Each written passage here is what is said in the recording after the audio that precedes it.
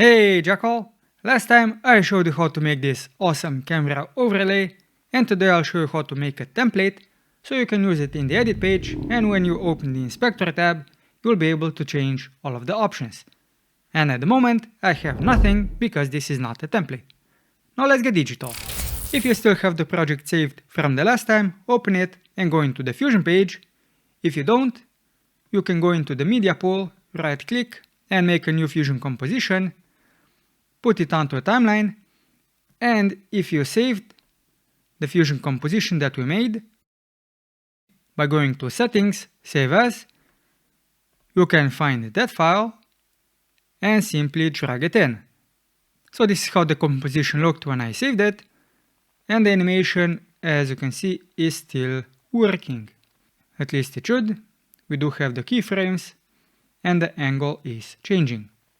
But we would need to enable the dissolve for the animation to apply. So what we can do now is set all of the default values. In this case, I would go to the rectangle and make this into an ellipse. So the height will be 0.5 and the width in this case will be 0.28125. As I have showed you in the previous video how to make this calculation, but basically you take the height divided by width and you have to divide it by 2 because this is half value, it's not 1. If it was 1, you would just leave it as height divided by width. But because default is 0.5 value, you also have to divide it by 2. We'll then use this merge node to adjust the size and the position. And why I didn't make the template in the previous video is because I had no idea which of the options I want to enable. And also I will go to this transfer node and adjust the position, and I can also adjust the size.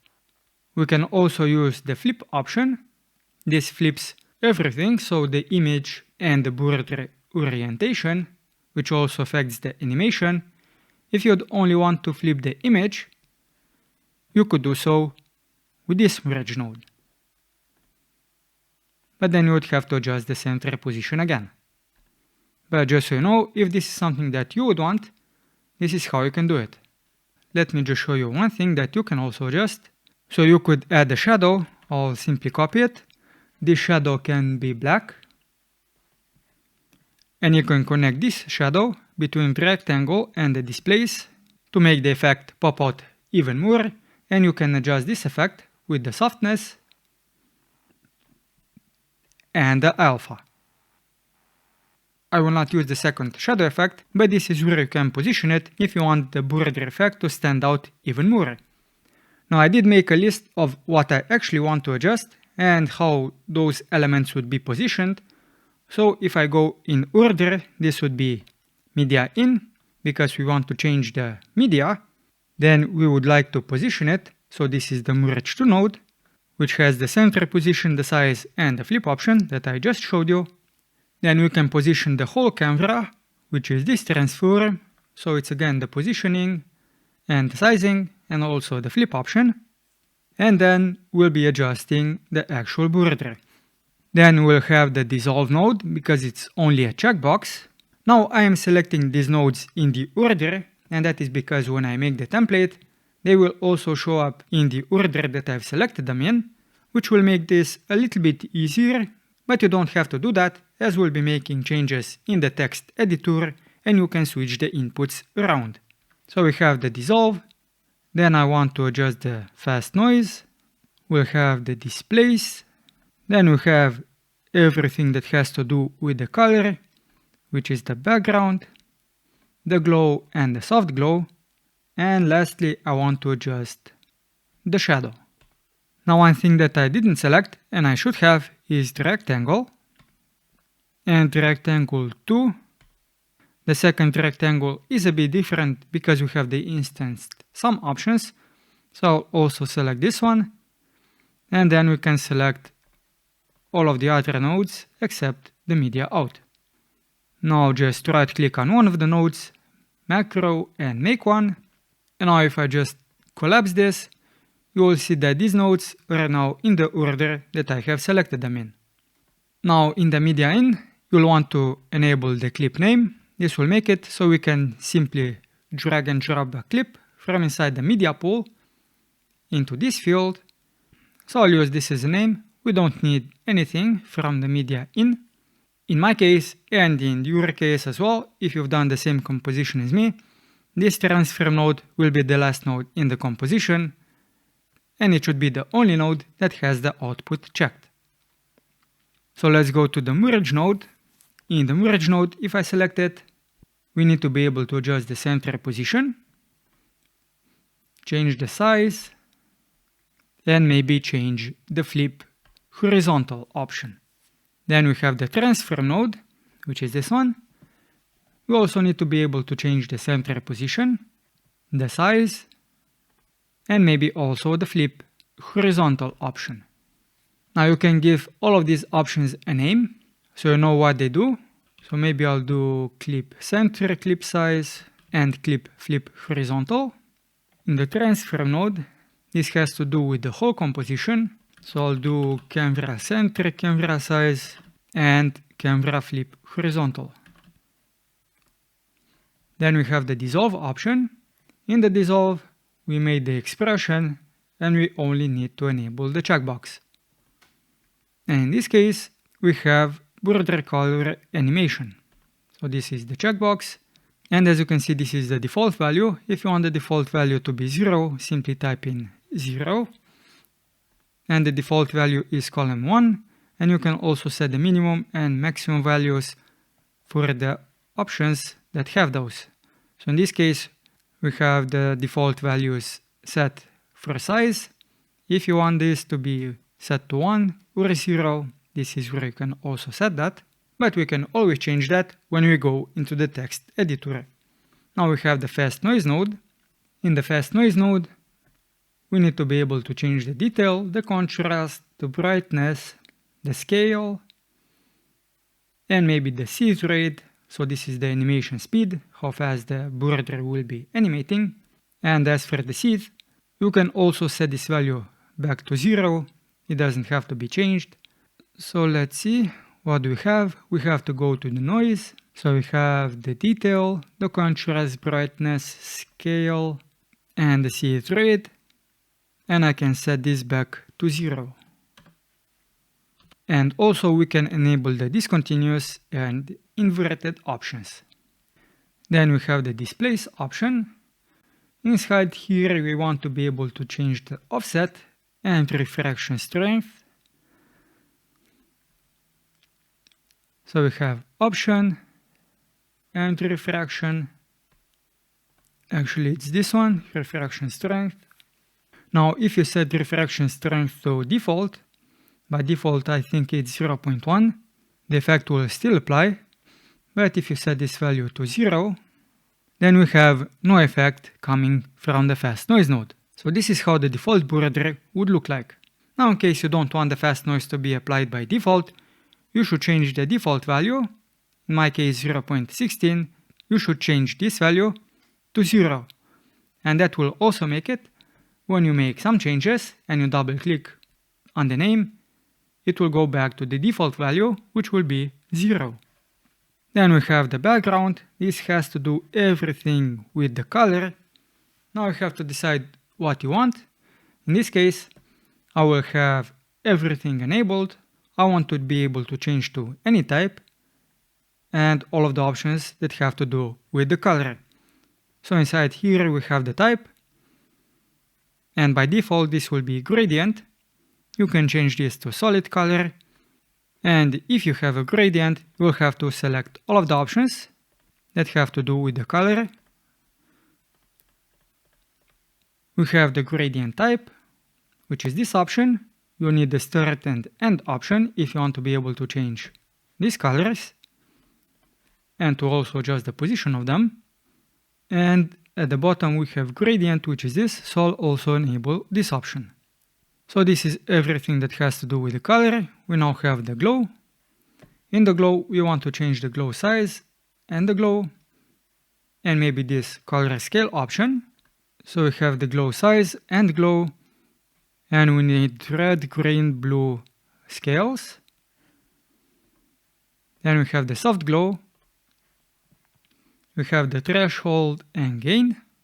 And you could also enable the red, green and blue channels if you so want. So let's maybe also enable those.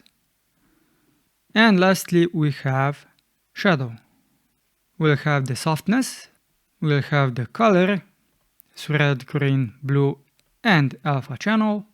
And now we have the rectangle. So in the rectangle, we want to be able to change the width and the height, the soft edge, and the border width. So let's enable those options.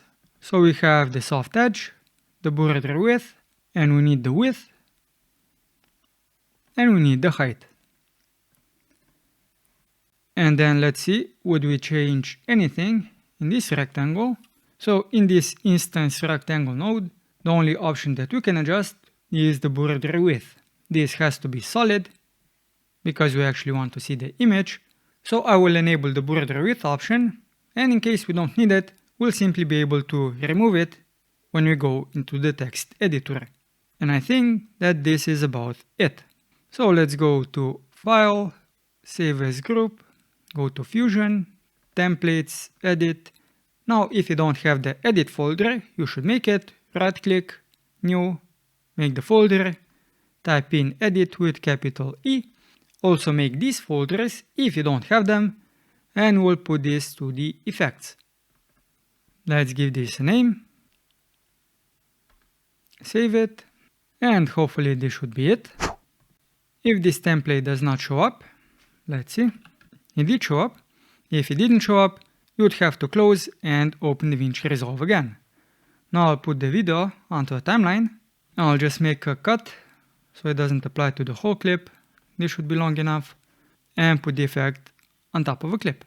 Now it does exactly as I want, but if I go to the Inspector tab, we have everything on one page and it looks like a mess. So this is what we want to fix.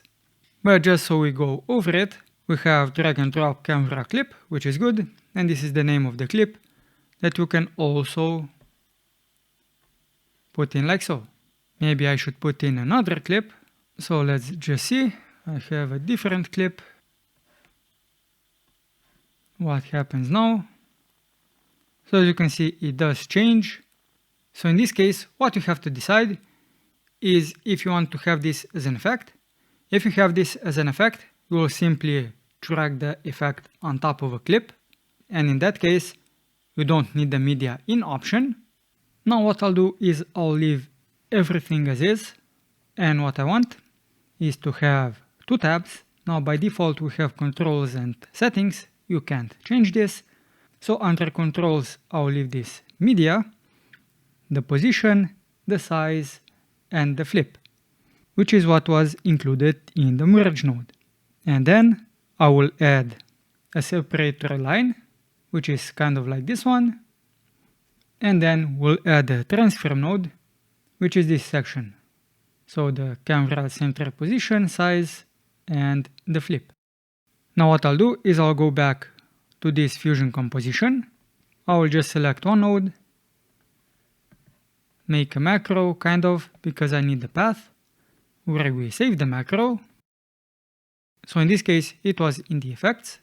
I will copy the path and open it. And this is the file that I want to change. So I will open this file in Notepad++ and make it a bit smaller. Now let me go back into the edit page to the macro so I can see what I have. So first we have the media in, we have drag and drop camera clip, and if you don't want this, simply delete the input on.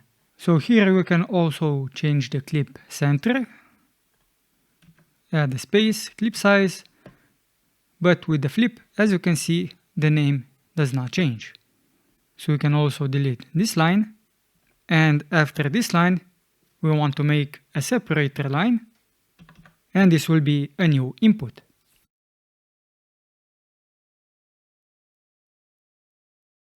Now how you can add a separator line, I do have a video on that, it's this one. We'll be making a blank command, Now I could write this down, but how do you get to the blank 2 or blank 5? Let me show you. So I'll go to the Fusion composition. I'll just make one node. I'll make a background node. Right click, edit controls, and inside here you'll choose an ID. And you have blank 2 and blank 5. I'll choose blank 2. And I will add this to the color tab. And a new blank line like this one will appear below it. As you can see. Now if you add a blank line like I've done now and you make a macro by right clicking, this line will not appear in the macro. So you have to copy this background node or the node that you applied it to, and I will paste the node inside here, and this is how the blank 2 is generated. So I will copy it and I'll put it into one of the background nodes. So the background node that I can put this to could be background 2, since I don't use it. So I can find background 2, but you have to go into this section where you have custom data, inputs, and view info. And I'll put this down here. So we have the user controls, and let me space this correctly. And we also need a comma at the end, so add a comma. Now if I just leave this as is, this will be put to the color control page, which would be in the background 2, down here. I don't want this, so I will simply remove it. So now we can access this blank 2 command, and we'll put this up top, right here. Now I have a bunch of inputs. I could rename all of them, but I can go to the last one, which is input 58, and I can continue from that point on. So I can put in input 59 equals instance input squarely braces and a comma, and then we'll have to put something inside here. Now if I go back to my video, let's see what I've done. So we have SourceOp, background 2. This is the background node that I've used in this particular video. And then for the source, we'll also have blank 2 and the ICS control page that we want to put this on. So in this case, I also used background 2 to put this on. So SourceOp equals background 2. Then we have the source, which is blank 2. And then we have to put this to a page. So in this case, we want to put this to the controls page. So we'll use ICS underscore control page equals controls. So if I now save this, the template should update and I can put it onto a clip. I'll just make a bunch of copies, put the template on, go to the effects, and what do we have? So this has changed, but we don't have the blank line. And because I didn't type it correctly. So blank 2. Put the effect on again, and now we have the blank line. So what I'll do now is I'll leave this as is. I'll also leave this one as is, and everything else I'll put to another page. So the transform tree is what will be on this page, and from input 8 on, which is the dissolve node, this will not be on the controls page. So usually you don't seed the page, like in this case, this would be deleted and you have to type in page to make a new page. And this page, I'll call it border. So now everything from this input on will be put to a border page, which in this case we don't have. But if I now put the effect onto this clip, you can see we have the border and we only have the media in and the transfer node on this page. Now you could stop at this point, but I want to make it a little bit more interesting and more manageable than what we have at the moment. So I'll also show you how to use labels. And what do the labels do? Something like this. You see in the comments, you can expand them. Now in this case you only have one text area, but you could have multiple inputs, like we have in this case. So we can hide all of those inputs into a label. Now to make a label, I found this forum post and I'll basically just copy and paste these lines. And I found this video from Essential Video Editing. In the last section, they show you how you can make a label, but I'll just copy it from the first video. But then they also showed how to use the label. So if I go to my example, this is what we'll copy. I'll also put this to the background 2 node. So in the user controls, and it should be like so. And after the blank, we'll have the new control. So like that, we could maybe use the same layout as we did with the blank, because we can now reuse the blank, as I did not put it onto its own control page. But to reuse the layout, we would need to have the same number of controls that we want to hide inside the label. So in this case, if I hide 3 inputs, let's go to controls. I could hide 3 inputs. This one does have 3. So this would be a label. We would expand it and we would have these 3 options. If I would make a label, I could also use it for these 3 options. But if I would put the label on the top, it would hide this option, this one, and this one would be separate outside of the label. So if you have a label that you can reuse, that's awesome. And you can maybe also give it a name, so you know how many inputs you're hiding. Maybe layout 3, layout 4, and so on. So this number matches to the number of inputs. But let's see what we actually want to hide. So this option, I will leave it as is. This is for the animation. Then we have the detail. This is for the noise. I want to hide everything. So the noise has 7 inputs in total. So this one, I'll then use layout 7, number of inputs. I will then see if I actually have to use the ICS control page inside the layout. So for now, I'll remove it. And the link's name, this is the name that will appear on the section that you collapse. So if I go to settings, this says comments. So I can change it to a name. In this case, would be maybe noise control. So we have defined layout 7 in a similar way as we have defined blank 2. But now we have to use it. And to use it, we'll use it in this way. So we have ShapeLayout equals InstanceInput. And we'll type in SourceOp. So this will be background 2. And the source name in this case would be noise layout. But what you have to know, if you have multiple shape layouts, you also have to number them as we number the inputs. So I will now find the noise controls, and you put this in front of the control that you want to first hide. So this is the fast noise. This will be a shape layout. This is background 2 that we have defined the layout in. And the name of the layout is noise layout. But let me just double check. So I will change it to noise layout. So now I have saved it.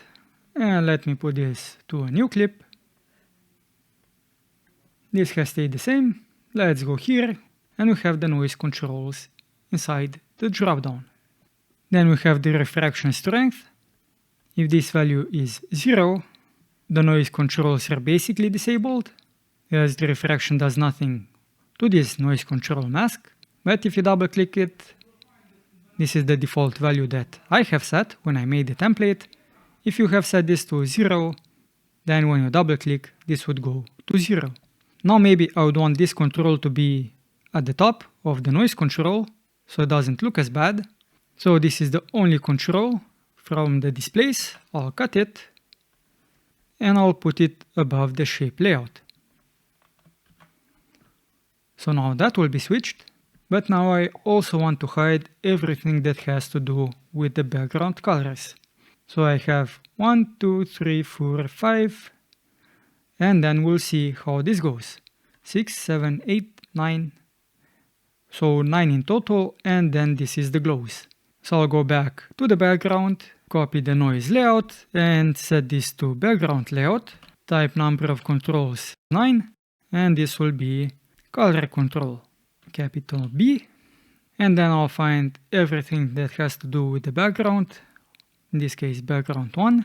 So this is where the background starts. And I'll just simply copy and paste the shape layout, paste it, change the name to shape layout 1, and this will be background layout. Save it, apply this effect to a new clip. So we have the color control, but not everything was included, as you can see. We basically only hid the type, which is the gradient. And why is that? Well, let's take a look at the number of inputs that the background has.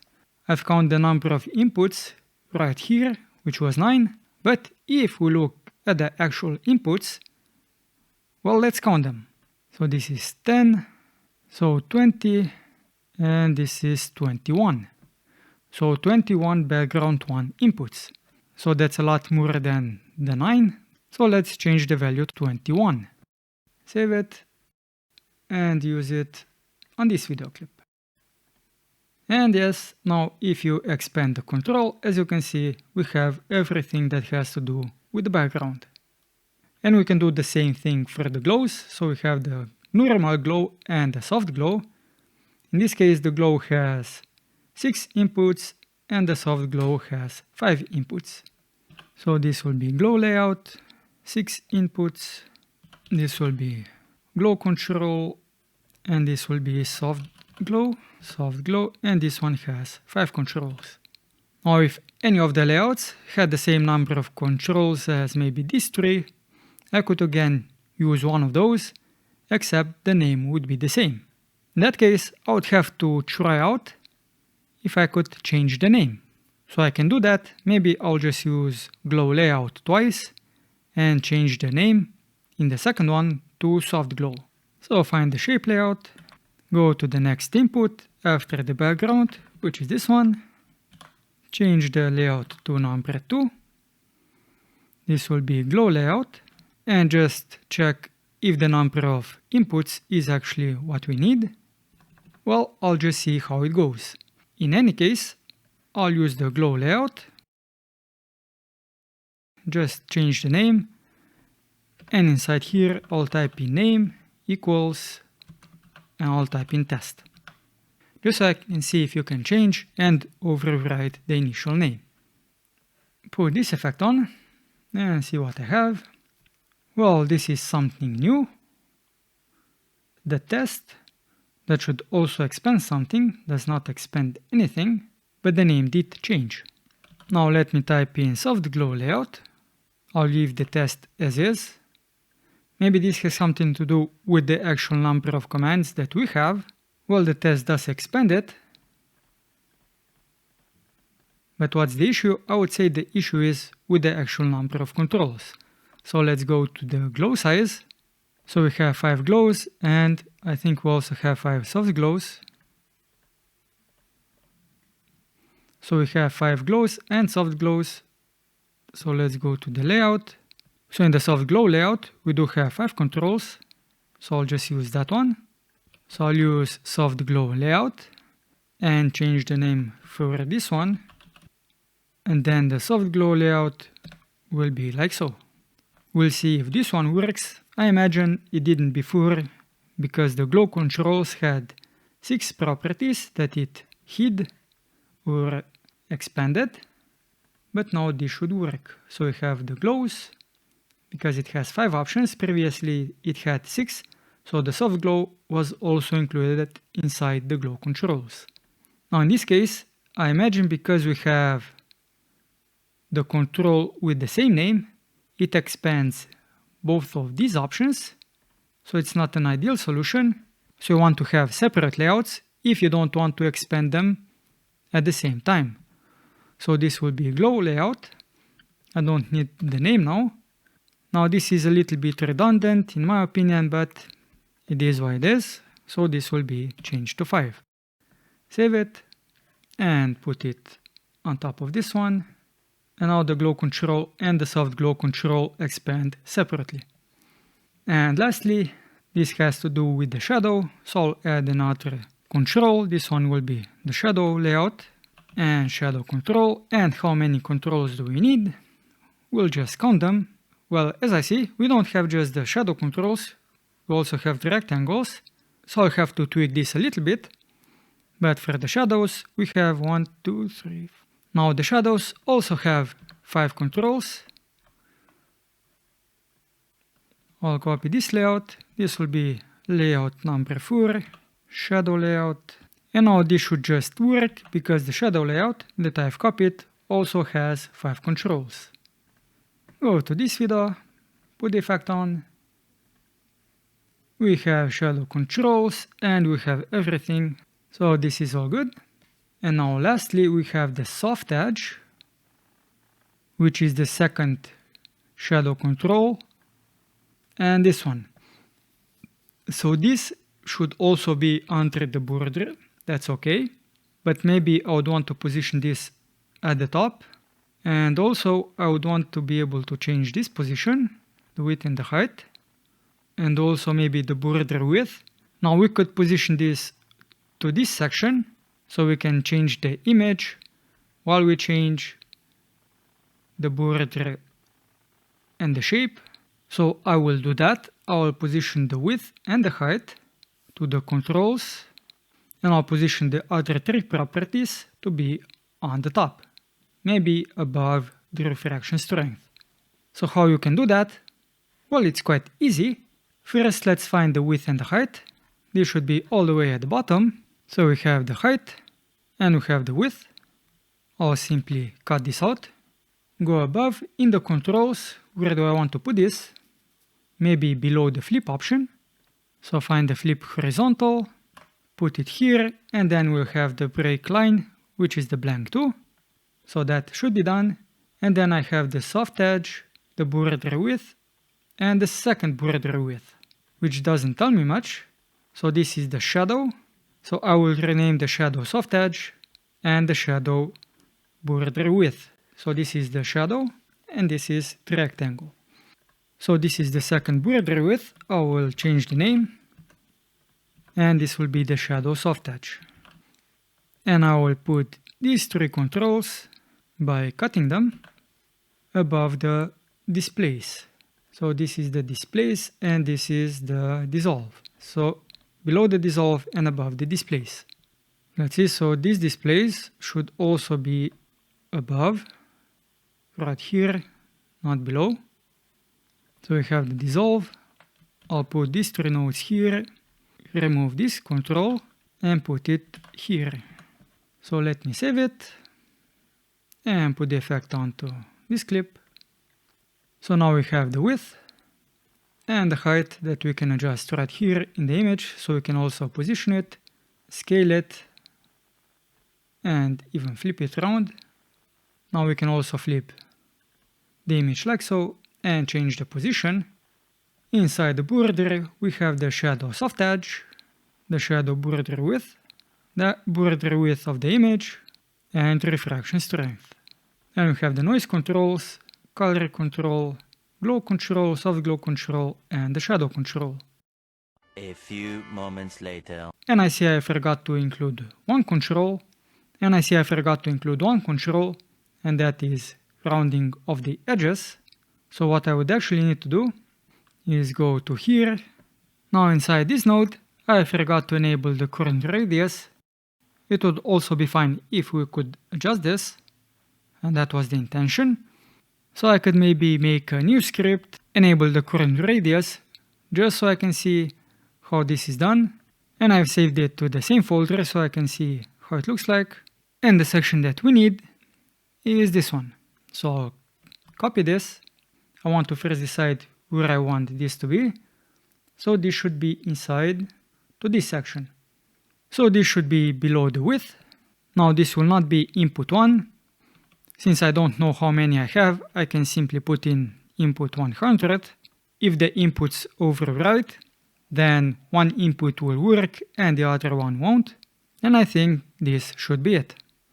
I'll save it, put the effect onto a new clip, and it does not show up. So let's see, I made a bit of a mistake. I've put the value here, so it does apply. I wanted to put it to here, so width and height. This is not at this point, it's way up. So it's at this point. And I can also change the name. This should be rectangle width. and this one will be rectangle height. Save it, position it, and this should be the final result. So we can change the width, we can change the height, we can change the current radius. So we can make this go 1, 1, position it in the center, clip size will be 1. We can position the camera to the center and change the scale to 1. Now we can scale this down a little bit.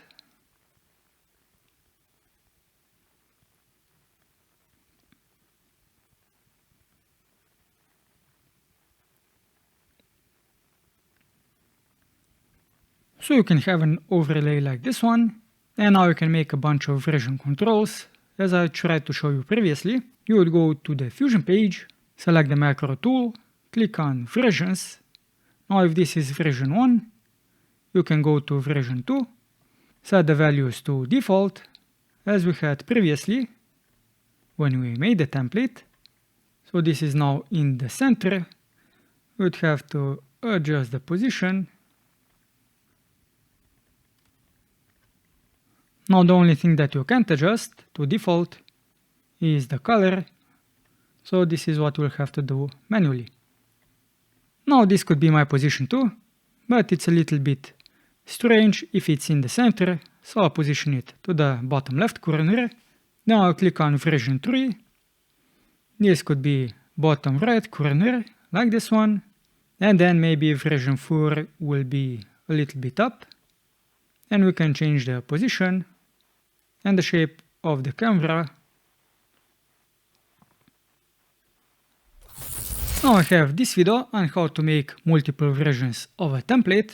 Inside here I basically showed you quickly how to do it, and once you have all of the versions that you want, so in this case we could switch between 4 different looks, select the default one that you want. In my case maybe I would want to have this one as default, then right click on the macro tool 1, go to settings, save as, and you can save it. Then once you have this saved, you have to put it to where you have the templates. So in my case, it's this section. So I'll simply copy it and paste it. So now I have the techie overlay effect, which has one camera. Notice the size, 22 kilobytes. And I have this one that has 4 different locations, sizes and looks. And it's 100 kilobytes. Now if I go here and let's see, delete this one, remove the effect, type in camera overlay, it does show up. I can put this one in. As you can see, by default number 2 was selected because this was the one that I've selected when I saved the template, but I can switch between the 4 that I've set. Now I can add 2 more inside this template, but when I do, they won't get saved when I add a new template. So if I do number 5, make some changes like this, and then put this one to this clip, as you can see, I still have just 4 versions, even though I made 5th one in this example. Now let me just show you one last thing, and it will do with this blank line. Previously I didn't have a good option to use it, but now I do. I'll add one blank line here and one line here. So let me just find the blank line. It's input 59. I will copy it, and I have to put it on top of the width. So I'll simply put it here, rename the input to 60, and I'll put one more on top of the center and name the input 61, save it, and I'll put it onto this clip.